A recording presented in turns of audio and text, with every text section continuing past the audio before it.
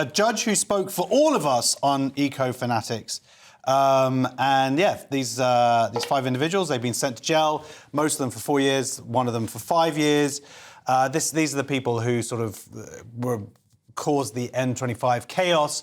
And there's been an interesting reaction online of people going, well, this is an infringement upon free speech, and now we're becoming North Korea. And it's like, and as someone else pointed out, it's like, we are allowed the right to protest and we are allowed free speech. But that doesn't automatically mean you can break the law, which is what they did. So you can't just sort of go, oh, I'm going to mug you for your phone. Oh, well, no, because this is a protest mugging or whatever. That's not how it works. So these people are now going to jail.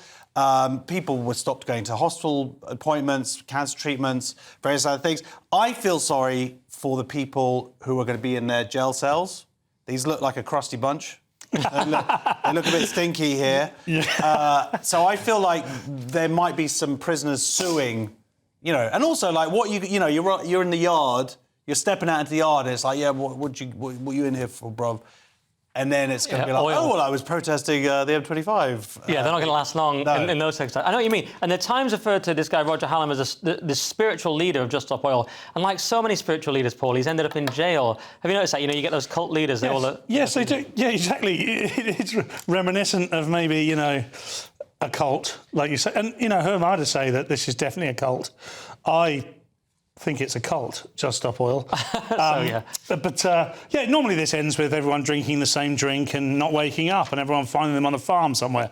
But on this occasion, and for now, it's ended up with 5 of the least likely prisoners of all time. Yeah, one of them's called Cressida. We were all disappointed. Yeah, I'm just looking at them.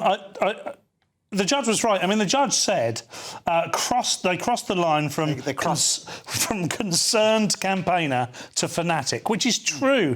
And they've appointed themselves as sole arbiters of what should be done about climate change. And that's what this is about. It's a crime. They are criminals. They're going to prison. They're going to prison. They're going to prison, and they will have a criminal record because they have committed a crime.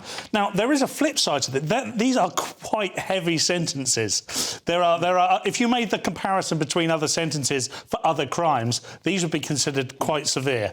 And whilst I'm not in favour of what they did, it's interesting they've gone this hard on them. Yeah, go on. No, I was just going to say, I totally agree with you. And as it's been pointed out, like if you were to bank robbery or whatever, it's like, well, for me, that's like increase those sentences. That would be my. But the other thing is, the idea of it is, of course, to be a deterrent. Now, the thing is that when these guys got sent off to jail in the van, a bunch of other Just Stop Oil people tried to block the road. So I just don't think it was a deterrent. Yeah, it's a sort of endless Russian dolls situation of kind of endless green idiots. I mean, one thing, just quickly, this was brought in, this law, under the Conservatives, but it kind of looks good for Labour. It looks like Starmer's just got in, and he's sensible, he's just taking everyone down. You know what I mean? But actually, it's pure coincidence. Oh, we're going to see a lot of that over the next 12 months, by the way. We're going to see a lot of that with the economy, immigration. There's going to be a lot of things. But he took credit for the football, didn't he, until we lost? Yeah, exactly. Yeah, all of a sudden, that was a Tory legacy.